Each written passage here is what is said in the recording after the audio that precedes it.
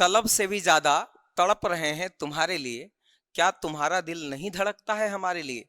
जी हाँ दोस्तों, आज आपका स्वागत है एक बहुत ही मजेदार वीडियो में, जिसमें हम लोग बात करने वाले हैं क्लास 12 के हिंदी सब्जेक्ट के बहुत ही इंपॉर्टेंट सेक्शन यानी पोएट्री सेक्शन के बारे में। जी हाँ, और इस वीडियो में हम लोग सारे सेलेक्टेड क्वेश्चन जो पोएट्री सेक्शन से आने वाले हैं उसको हम लोग चुन चुन करके लाए हैं, इसलिए आप वीडियो के अंत तक बने रहिए। और यदि आपको वीडियो अच्छा लगता है तो लाइक और शेयर जरूर कीजिए। देखिए, पहले प्रश्न के साथ हम इसकी शुरुआत करते हैं। हमारा जो पहला प्रश्न है वो है, कड़बक के लेखक कौन हैं। देखिएगा यहाँ पे, कड़बक के लेखक कौन हैं। तो कड़बक के लेखक हैं मलिक मोहम्मद जायसी। कौन है बाबू? मलिक मोहम्मद जायसी। बहुत ही ज्यादा इंपॉर्टेंट है, कड़बक जो पद है उसके लेखक मलिक मोहम्मद जायसी हैं। बात हम लोग मलिक मोहम्मद जायसी की कर लेंगे।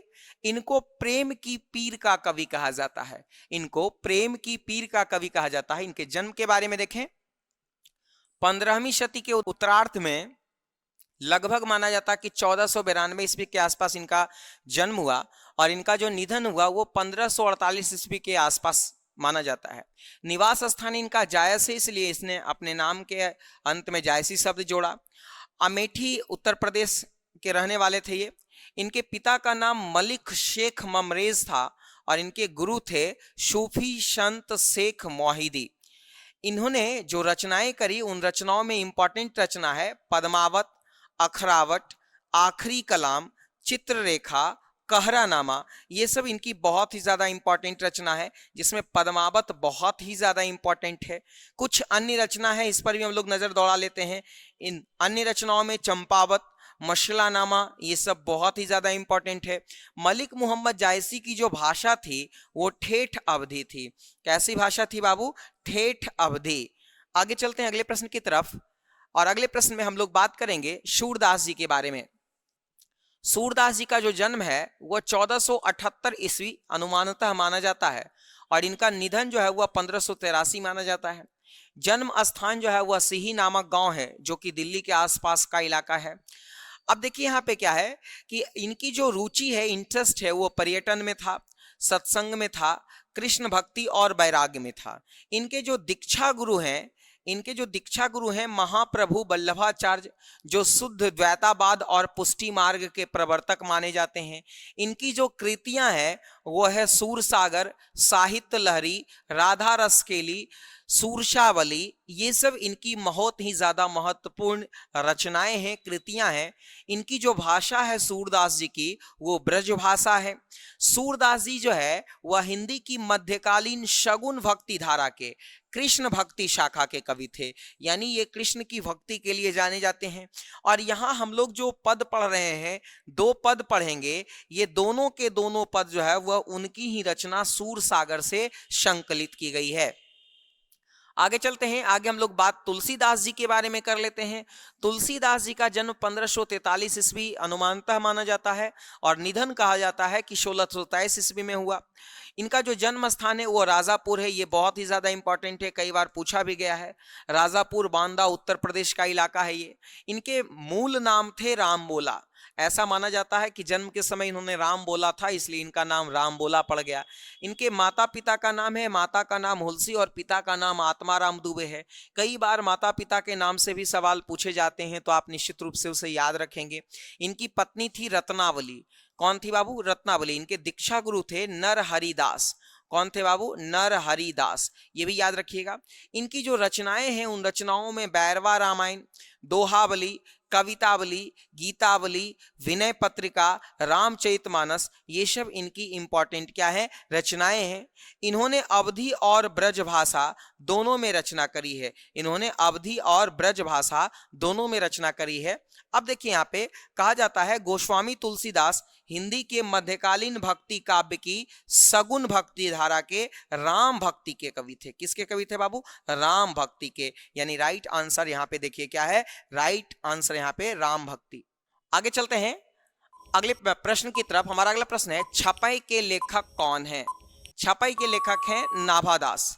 छपाई के लेखक कौन है बाबू? नाभादास। क्लियर है ना? आगे चलते हैं, नाभादास जी के बारे में हम लोग जान लेते हैं। इनका जो जन्म है वह 1570 ईस्वी अनुमानित है, और इनका निधन पता नहीं कब हुआ, इसलिए अज्ञात हमने लिख दिया है।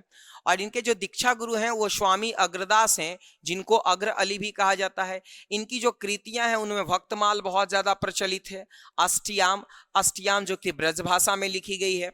नाभादास जो है वह सगुनोपासक कवि हैं और राम भक्ति के कवि माने जाते हैं, ये राम की भक्ति के लिए प्रचलित थे। और यहाँ पर जो है उन्होंने जो छपई लिखा है, ये छपई उनकी ही रचना भक्तमाल से संकलित की गई है। और इस छपई में एक में कबीर और दूसरे में सूर के बारे में यानी सूरदास जी के बारे में उन्होंने लिखने का काम किया। अगले प्रश्न की तरफ चलते हैं। क्वेश्चन है कवित किनकी रचना है? तो कवित जो है वह भूषण की रचना है। किनकी रचना है बाबू? भूषण की, यानी ऑप्शन 1 सही है। बात हम लोग भूषण जी की कर लेते हैं। भूषण जी का जन्म जो है वह 1613 ईस्वी माना जाता है और इनका जो निधन है वो निधन माना जाता है 1715 ईस्वी। और जन्म स्थान जो है इनका वो तिकवापुर, कानपुर, उत्तर प्रदेश। इनकी जो कृतियां हैं उन कृतियों में देखें तो शिवराज पूजन, शिवावावनी, छत्रसाल दशक, ये छत्रसाल दशक इनकी बहुत ही ज्यादा प्रसिद्ध रचना है। भूषण हिंदी कविता में रीति काल के महान कवि माने जाते हैं।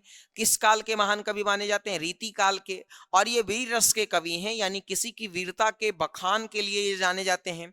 इनकी जो भाषा है वो क्या है? ब्रज भाषा है। ये तमाम चीज बहुत ज्यादा इंपॉर्टेंट है। यहाँ पे जो उन्होंने 2 कवित लिखा है, एक कवित में वो छत्रपति शिवाजी के बारे में बात कर रहे हैं और दूसरे में छत्रसाल के बारे में बात कर रहे हैं। रीति काल का जो समय है वो 1643 से 1843 ईस्वी माना जाता है, लगभग 200 वर्षों तक। आप इन तमाम चीजों के स्क्रीनशॉट भी ले सकते हैं, आप स्क्रीनशॉट लेकर के इसको रख भी सकते हैं, बहुत ही ज्यादा काम आने वाला है। अगला जो क्वेश्चन है वो है तुमुल कोलाहल कलह में के रचनाकार कौन है? तो तुमुल कोलाहल कलह में पाठ के रचनाकार जयशंकर प्रसाद हैं, यानी राइट आंसर यहाँ पे ऑप्शन नंबर 1 होगा। बात हम लोग जयशंकर प्रसाद की कर लेते हैं। इनका जन्म 1889 ईस्वी में हुआ और निधन 15 नवंबर 1937 ईस्वी में। जन्म स्थान जो है वह वाराणसी इनका है। इनके पिता जो है वह देवी प्रसाद क्या है? शाहू हैं। और इनकी जो रचनाएं हैं उन रचनाओं में झरना, आंसू, लहर, ये तीनों इनके काव्य संग्रह है। कामायनी इनकी सबसे ज्यादा प्रसिद्ध रचना है जिसका एक पात्र श्रद्धा भी है, ये याद रखिएगा, कई बार पूछा गया है। प्रेम पथिक, करुणालय, कंकाल, तितली, ये सब उपन्यास है। इनकी अन्य रचनाएं हैं इंद्रजाल, छाया, प्रतिध्वनि, ये सब याद रखिएगा। और ये बहुत ही इंपॉर्टेंट बात है कि जयशंकर प्रसाद जी छायावादी कवि हैं। कैसे कवि थे? छायावादी कवि। और शुरुआत में इन्होंने रचनाएं ब्रज भाषा में करी, बाद में ये ज्यादातर रचनाएं खड़ी बोली में की। अगले प्रश्न की तरफ चलते हैं। क्वेश्चन है पुत्र वियोग किनकी रचना है? पुत्र वियोग एक शोक गीत है और ये शोक गीत जो है वह सुभद्रा कुमारी चौहान की रचना है। किनकी रचना है बाबू? सुभद्रा कुमारी चौहान की, यानी राइट आंसर ऑप्शन नंबर क्या हो जाएगा? बी हो जाएगा। बात सुभद्रा कुमारी चौहान की कर लेते हैं। इनका जन्म 16 अगस्त 1904 को हुआ। इनका निधन जो है वह 15 फरवरी 1948 को कार दुर्घटना में हो गई। और इनका जो जन्म स्थान है वो निहालपुर, इलाहाबाद, प्रयागराज जो अब जाना जाता है, उत्तर प्रदेश में हुआ। इनके माता पिता, माता का नाम श्रीमती धीराज कुंवर और पिता का नाम ठाकुर रामनाथ सिंह है। पति इनके हैं लक्ष्मण सिंह, जो पति थे इनके लक्ष्मण सिंह थे। इनकी जो कृतियां हैं उनकी कृतियों में सबसे इंपॉर्टेंट है मुकुल। मुकुल इनकी कविता संग्रह है जो 1930 में जो है वह प्रकाशित हुई, बहुत बार पूछा गया है, इसलिए आप इसे निश्चित रूप से याद रखेंगे। आगे है त्रिधारा, बिखरे मोती, सभा के खेल, ये सब इनकी बहुत ही ज्यादा प्रमुख रचनाएं हैं, बहुत ही ज्यादा प्रमुख कृतियां हैं। सुभद्रा कुमारी चौहान हिंदी की छायावादी काव्यधारा की कवित्री हैं, यानी ये भी जयशंकर प्रसाद की भांति ये भी छायावादी कवित्री हैं। पुत्र वियोग जो है एक शोक गीत है और ये जो पुत्र वियोग है ये इनकी ही रचना मुकुल से संकलित है, मुकुल से ली गई है। आगे है उषा किनकी रचना है? तो उषा जो है वह शमशेर बहादुर सिंह की रचना है। किनकी रचना है बाबू? शमशेर बहादुर सिंह की, ऑप्शन 1 सही। शमशेर बहादुर सिंह जी के बारे में बात कर लेते हैं। इन्हें कवियों के कवि कहा जाता है, इन्हें कवियों के कवि कहा जाता है और ये प्रयोगवादी कवि हैं। जन्म 13 जनवरी 1911 को हुई और निधन 1993 को। जन्म स्थान देहरादून, उत्तराखंड में है। माता पिता, माता का नाम प्रभुदेई और पिता का नाम तारीफ सिंह है। इनकी जो कृतियां हैं जिनमें दूसरा सप्तक, इतने पास अपने, कुछ और कविताएं है ना, उदिता, टूटी हुई, बिखरी हुई, ये सब इनकी रचनाएं हैं। और शमशेर बहादुर सिंह की जो भाषा थी वो भाषा थी खड़ी बोली। आगे चलते हैं, जन जन का चेहरा एक किनकी रचना है? तो जन जन का चेहरा एक जो है गजानन माधव मुक्तिबोध की रचना है।